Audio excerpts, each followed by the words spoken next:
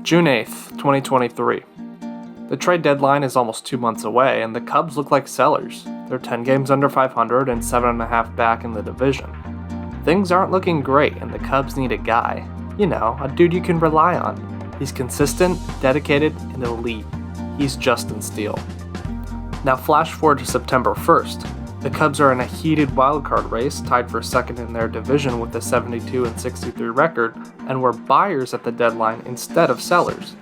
Trading for Jeimer Candelaria and Jose Cuas, the Cubs were vaulted into playoff position thanks to some of their guys like Christopher Morel and Cody Bellinger finding it halfway through the season. However, Justin Steele is the player this team needed most. After staff ace Marcus Stroman got hurt in mid-August, Steele stepped up and took baseball by storm. He is completely broken out and is a main factor in getting the Cubs back on track. Who even is Justin Steele, though? Justin Steele was drafted out of high school in the 5th round by the Chicago Cubs in 2014.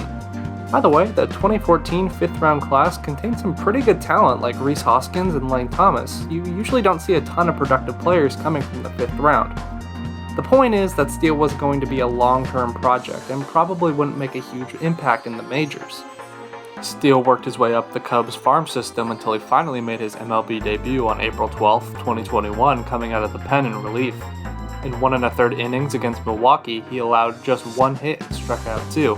He came out of the pen in a reliever role until August 10th, where he made his first start, also against Milwaukee. Things went okay though, and Steele allowed 3 earned runs in 5 innings. He continued to make starts until the end of the season and only made it past the 5th one time. That start was his last one of the year, and he threw great. 7 innings, 4 hits, and no earned runs while striking out 7 was definitely a nice ending for Steele. In 2022, Steele had shown the Cubs that he had what it takes to keep making starts.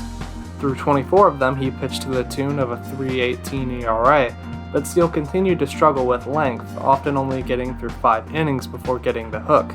However, what he displayed in those innings was very promising. One of the biggest improvements he made was that he let his slider go wild. In 2021, it was ranked as an average pitch with a run value of 0. When we talk about pitches and their run value, all you need to know is 0 is average, and the higher the number, the better.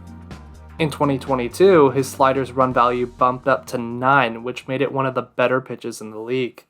He also started throwing it way more, going from 16.5% of the time to 31.1% of the time. Kind of a no-brainer adjustment though, as that slider helped to bring him a 1.32 ERA+. 2022 was the beginning of his breakout, but the Cubs were still out of contention that postseason with a 74-88 record. It wouldn't be until this year, 2023, that Steele would fully break out and enter the Cy Young discussion. One of the things that has made Steele this year is his fastball.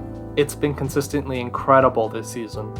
In 2022, his fastball was actually a bit below average with a run value of -4. This season, it's got a run value of 17.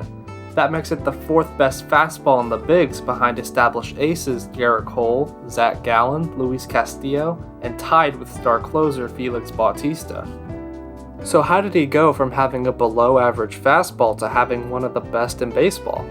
Well, it's not the velocity, as he tops out around 94 miles per hour. But you don't need velocity to make a good pitch. We could get deep into the weeds talking about seam-shifted wake and spin-based movement, but we won't here today. To put it shortly, the way hitters read the spin on his fastball differs from where the ball actually moves. A batter will see the spin and expect the ball to land in a certain spot, but still has the unique ability to move the pitch in a way where hitters will rarely be able to generate good contact. This is why his ground ball rate is so high, sitting at 48.8% on the year. Since hitters can't find the sweet spot on his fastball, they often just ground out. While generating bad contact that results in grounders is good, Steele will probably look to improve his middling strikeout rate in years going forward. He's got plenty of time though, as he's only 27. That poor contact is also the main reason that he's only given up 13 homers all year, good for an NL leading 0.7 home run per 9 innings rate. His efforts have made him a dark horse in this year's NL Cy Young race, so let's create a case for him. This year's NL race is a 5-man competition, so let's compare Steele to each of the other candidates. First, Logan Webb. The Giants hurler lurks just on the outside of the race, and his innings totals and low walk rate keeps him in the conversation. However, his high homer total makes it unlikely for him to win the award, and Steele edges him out there for sure. It's pretty much the same story for Zach Gallen. High home run rate, high innings pitched, a lot of walks, and a high ERA. Steele beats him there in 3 of the 4 categories. Now we get into the real contenders. Kodai Senga has been really good for a really bad Mets team. He's got the 3rd highest ERA plus of the group and a ton of strikeouts, but he's thrown the least amount of innings of any guys in the group. Finally, we have the favorite, Blake Snell.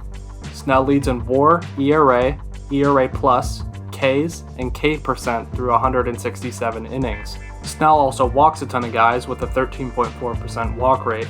It'll really come down to the last few starts of the season, and if Snell falters, I think Steele will have a pretty good chance, even though Snell has a large advantage in terms of WAR. Before this season, you might have never heard of Justin Steele. He was never in the MLB Top 100 prospects, and he wasn't even considered in Rookie of the Year voting. But he stepped up to become an ace for a Cubs team with real playoff aspirations. As of September 16th, they hold the 2nd wildcard spot, in part thanks to Steele being a consistently effective arm they could count on every 5th day. Thanks for watching all!